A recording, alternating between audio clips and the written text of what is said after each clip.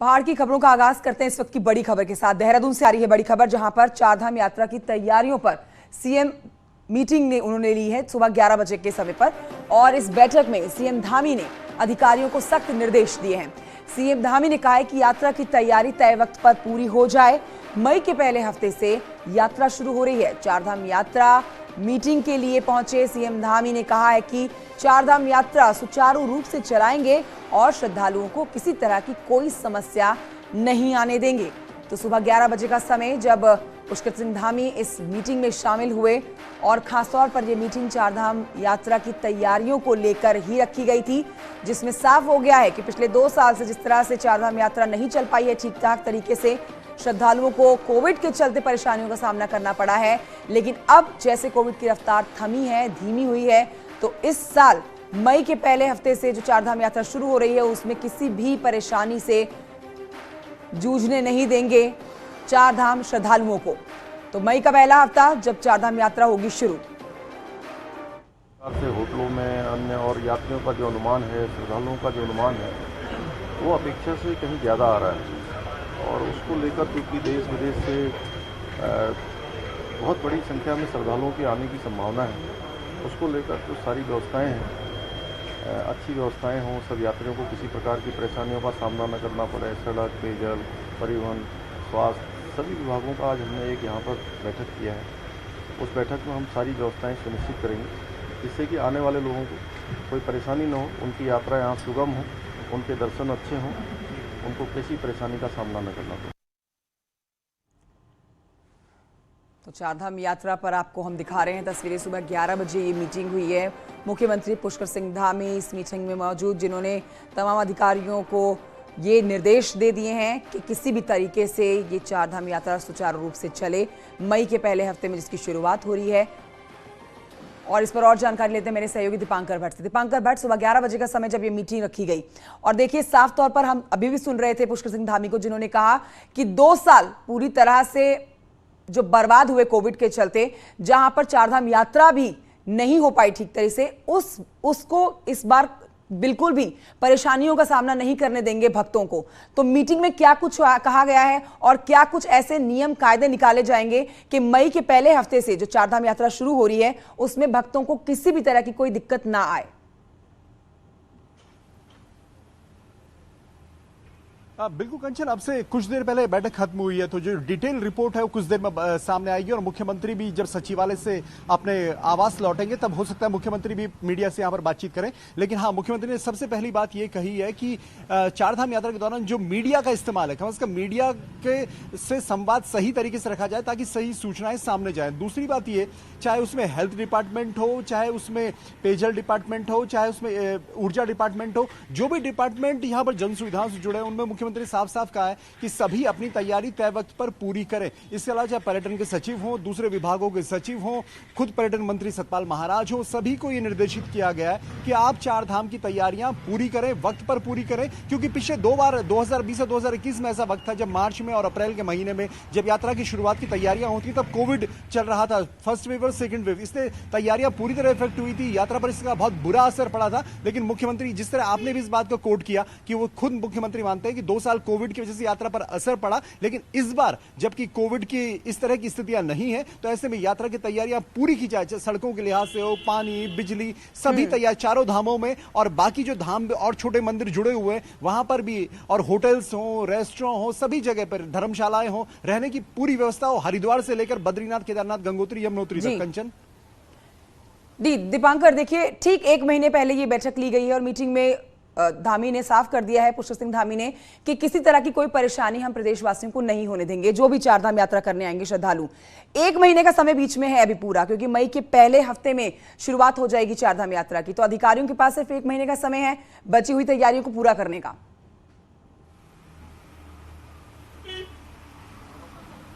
बिल्कुल कंचन, लगभग 46 दिन बाद केदारनाथ के कपाट खुलेंगे 6 मई को, और 8 मई को खुलेंगे बद्रीनाथ के कपाट। उससे पहले गंगोत्री यमुनोत्री के कपाट खुल चुके होंगे और लगभग 6 महीने की ये पूरी यात्रा होती है। और 2 साल ऐसा हुआ कि जबकि कपाट खुलने के मौके पर श्रद्धालु वहां पर नहीं रहे कोविड की वजह से, लेकिन इस बार उम्मीद ये की जा रही है कि अगर सब कुछ ठीक रहा तो कपाट खुलते ही दर्शन शुरू होंगे, और दर्शनों के लिए देश विदेश से तमाम श्रद्धालु बड़ी संख्या में पहुंचते हैं। और ऐसे में जबकि टूरिज्म आपकी बेस हो, रीढ़ हो, और चारधाम की यात्रा पर तमाम लोगों की आजीविका टिकी हो, तो सभी डिपार्टमेंट्स को कहा गया है, सभी के चीफ को कहा गया है, सेक्रेटरीज को कहा गया है, और मंत्री जो इससे जुड़े हुए हैं, अलग अलग विभागों के मंत्री, उनको कहा गया है कि आप 1 महीने के अंदर अंदर इस पूरी तैयारी को कंप्लीट कर ले, ताकि अगले 6 महीने में कहीं पर भी यात्रा में किसी तरह की दिक्कत ना आए। इससे पहले देवस्थानम बोर्ड का विवाद भी था, लेकिन इस बार यहां पर बद्री केदार मंदिर समिति के निर्देशन में यह यात्रा चलेगी। 2 साल देवस्थानम बोर्ड था 2020 और 2021 में, और देवस्थानम बोर्ड के दौरान यात्रा उस तरह हो नहीं पाई। तो इस बार फिर से बद्री केदार मंदिर बाद अब चारधाम यात्रा को सुचारू रूप से चलाना भी एक बड़ी चुनौती पुष्कर सिंह धामी के सामने मानी जाएगी, और हम उम्मीद करते हैं कि चारधाम यात्रा पिछले 2 साल को कवर अप करते हुए इस साल बेहतर तरीके से की जाए। बहुत शुक्रिया आपका जानकारी के लिए। तो उत्तराखंड में 5वें राज्य वित्त आयोग की अब बात करें तो यहां पर 2021 से 2026 के लिए सरकार को रिपोर्ट सौंप दी गई है। इसमें 43 बिंदुओं पर सिफारिश की गई है, जिनसे अब आपको बताते हैं कि अधिकांश जो है वो सरकार ने स्वीकार भी कर ली है। अब इन सिफारिशों में खर्चे कम करने के लिए एक समान कार्य वाले विभागों का विलय किया जाना भी अब शामिल है। इसमें आने वाले समय में 3 सालों से आर्थिक समय से विभागों में रिक्त पड़े हुए पदों को समाप्त करने की सलाह दी गई है।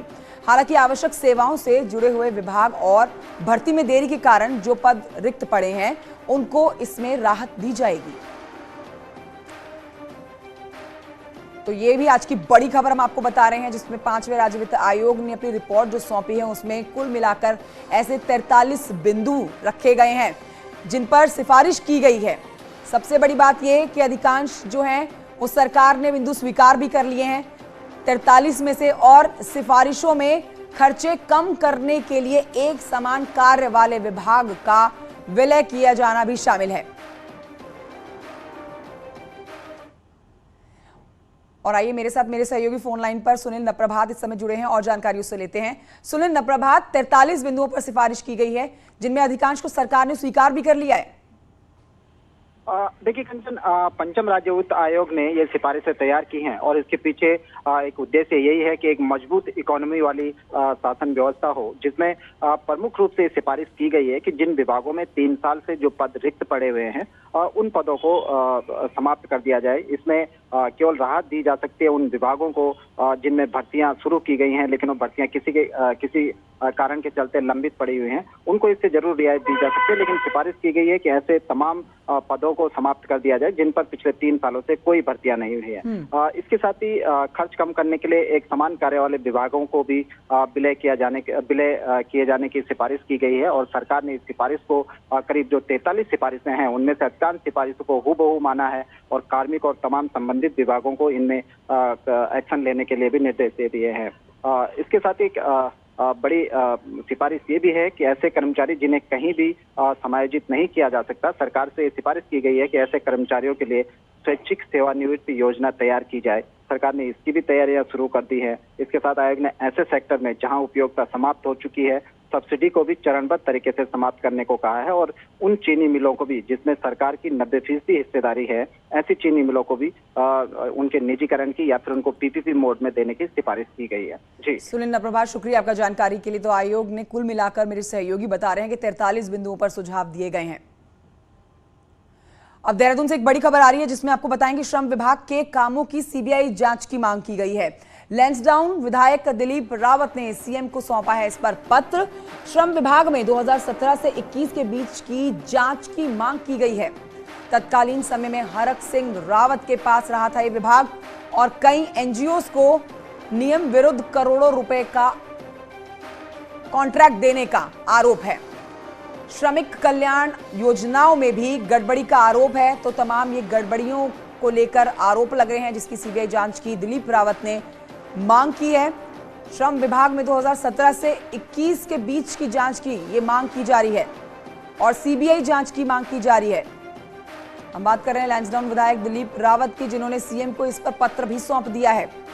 श्रम विभाग के कामों की सीबीआई जांच की ये मांग कर रहे हैं और सीधे तौर पर तत्कालीन समय में हरक सिंह रावत के पास जो ये विभाग था उनके ऊपर आरोप लगाते हुए इस पूरे मामले की सीबीआई जांच की मांग कर रहे हैं।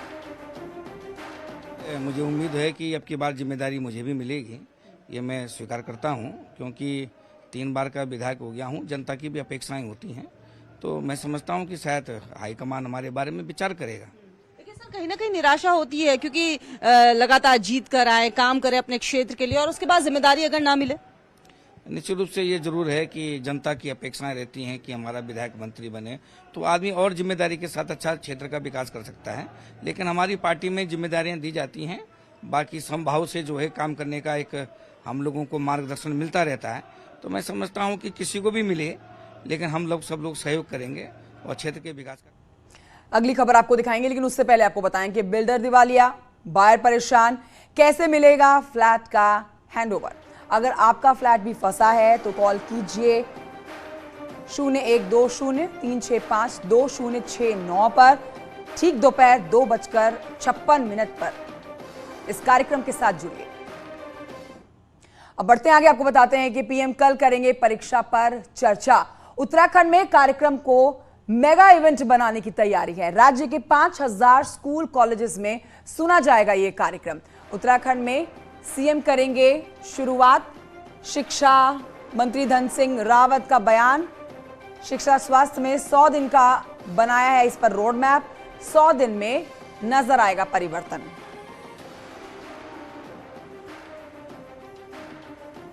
परीक्षाएं शुरू होते हैं तो देश के छात्रों से सीधे संवाद करते हैं।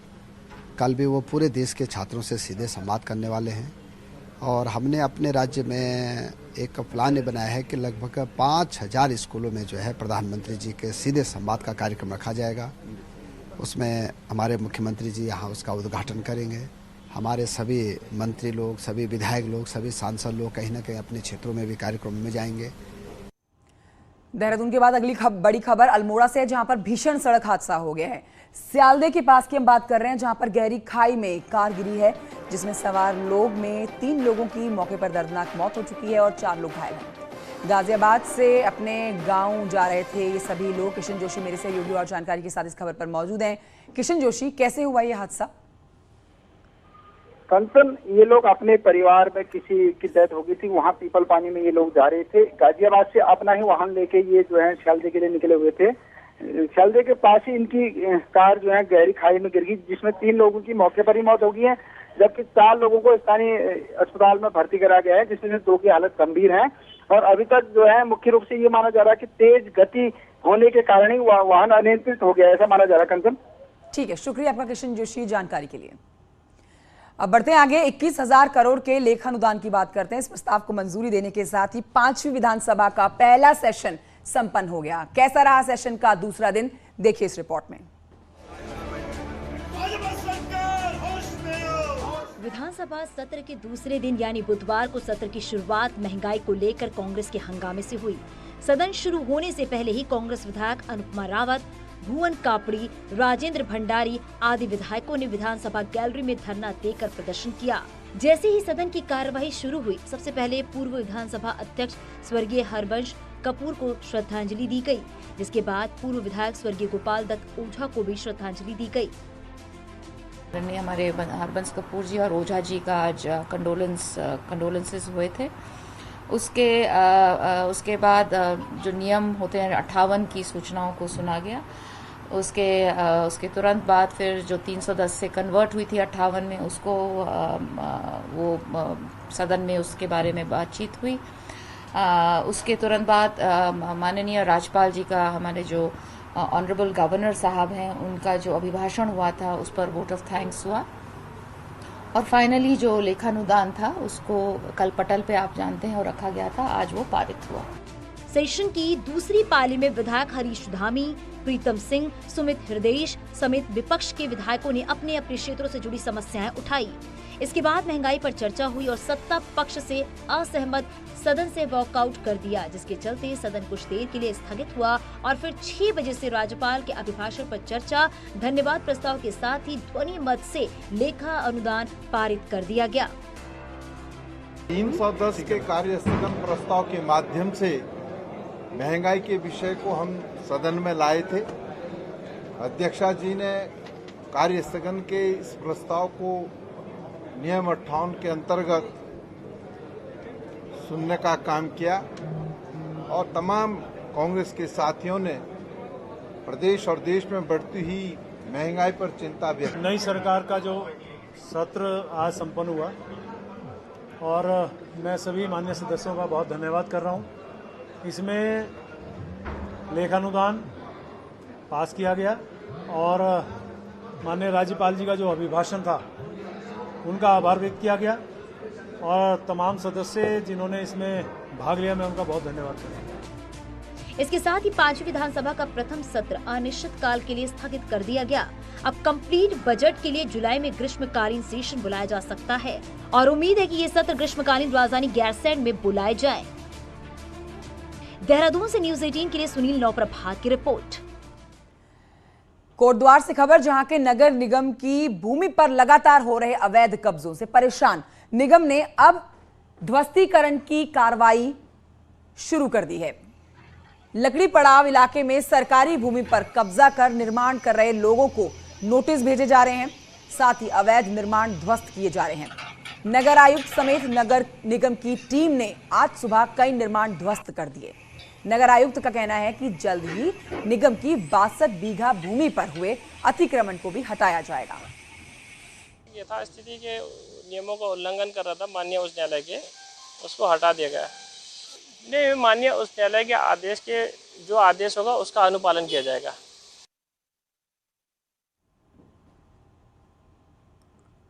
बद्रीनाथ मास्टर प्लान की बात करते हैं, जिसका कार्य अब शुरू हो गया है। बद्रीनाथ धाम में बर्फ पिघलने के बाद अब मास्टर प्लान के लिए काशी कॉरिडोर की तर्ज पर पहले फेज अब काम शुरू कर दिया गया है। इसी पर देखिए ये रिपोर्ट।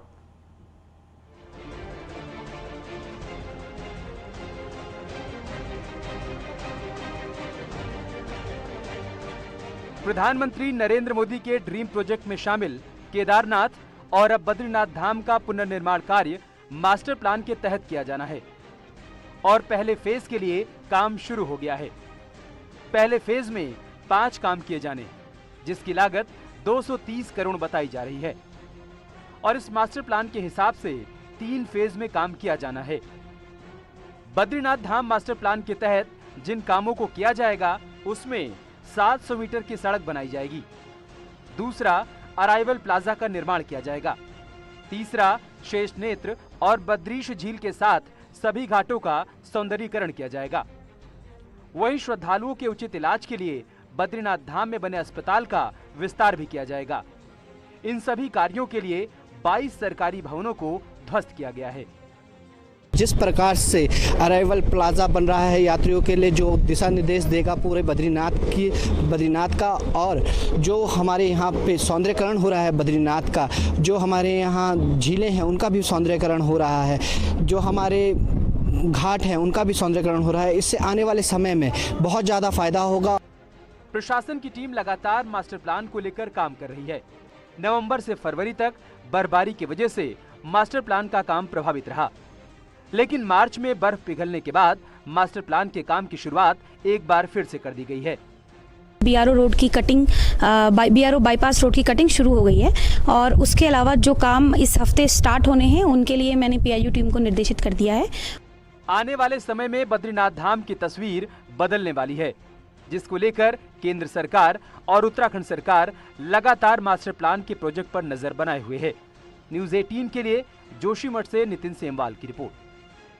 और इस वक्त की बड़ी खबर उत्तर प्रदेश से आती हुई, जहां पर डिप्टी सीएम केशव प्रसाद मौर्य 2 दिनों के दिल्ली के दौरे पर हैं और इस वक्त आपको बताएंगे केशव प्रसाद मौर्य ने रक्षा मंत्री राजनाथ सिंह के साथ मुलाकात की। मुलाकात के दौरान की तस्वीरें आपके सामने।